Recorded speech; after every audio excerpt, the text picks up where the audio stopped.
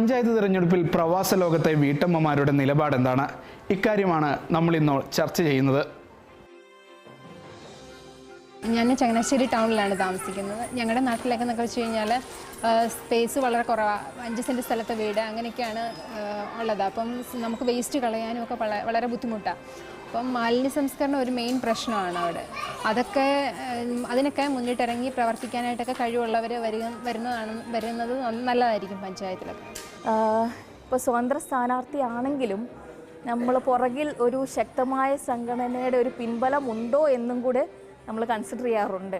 കാരണം എന്ന് പറയുമ്പോൾ ഒരു പ്രശ്നം വരുമ്പം ഒരാൾ ഒറ്റയ്ക്ക് നിന്നാൽ പലപ്പോഴും അത് സാധിച്ചെടുക്കാൻ പറ്റാതെ വരും. ഒരു നാടിൻ്റെ പ്രശ്നങ്ങൾ അവിടെ ചിലപ്പോൾ ചില സംഘടനയുടെയും ഒരു ശക്തി, ഒരു പിൻബലം ആവശ്യമായിട്ട് വരുന്ന രംഗങ്ങൾ നമ്മൾ പൊതുവെ കാണാറുണ്ട്. ചില വീട്ടുകാരുണ്ട്, അല്ലെങ്കിൽ ചില ആൾക്കാരുണ്ട് സ്ഥിരമായിട്ട് ചില പാർട്ടിക്ക് മാത്രമേ വോട്ട് കൊടുക്കുക. ചെയ്താലും ചെയ്തില്ലെങ്കിലും നാടിന് വേണ്ടി എന്ത് ചെയ്താലും ചെയ്തില്ലെങ്കിലും അവർക്ക് അവരെ കൊടുക്കുക. അങ്ങനെ ആയിരിക്കരുത്. അവർ ശരിക്കും ഈ നിൽക്കുന്ന ആൾ സിൻസിയറായിട്ട് നാടിന് വേണ്ടി എന്തെങ്കിലും ചെയ്യുമെന്ന് അവർക്ക് മനസ്സിൽ തോന്നലുണ്ടെങ്കിൽ ആ ആൾക്ക് തന്നെ വോട്ട് ജയിപ്പിക്കണം. അന്നേരം ആ നാടിന് എന്തെങ്കിലുമൊക്കെ വികസനങ്ങൾ ഉണ്ടാകാൻ സാധിക്കും. ആ റോഡ് വികസനം പ്രതീക്ഷിക്കുന്നുണ്ട്. പിന്നെ ഒരുപാട് പേർക്ക് ഭവനമില്ലാത്തവരുണ്ട്. അപ്പോൾ ആ ഭവനമില്ലാത്തവർക്ക് കുറച്ച് പഞ്ചായത്തിൽ നിന്നൊക്കെ സഹായം കൊടുത്ത് ഭവനം വയ്ക്കുക, സ്ഥലമില്ലാത്തവർക്ക് സ്ഥലം കൊടുക്കുക, അങ്ങനെയൊക്കെയുള്ള കുറേ ഗവൺമെൻറ് പറഞ്ഞിട്ടുണ്ടെങ്കിലും അത് കാര്യമായിട്ടൊന്നും നടക്കുന്നില്ല.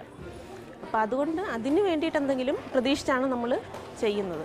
നാടിൻ്റെ വികസനത്തിനായി ക്രിയാത്മകമായും ആത്മാർത്ഥമായും പ്രവർത്തിക്കുന്നവർക്കാണ് പ്രവാസ ലോകത്തെ വീട്ടമ്മമാരുടെ വോട്ട്. ക്യാമറ പേഴ്സൺ ഇൻസാഫിനൊപ്പം ഷിനോ ഷംസുദ്ദീൻ, മീഡിയ 1, മസ്കത്ത്.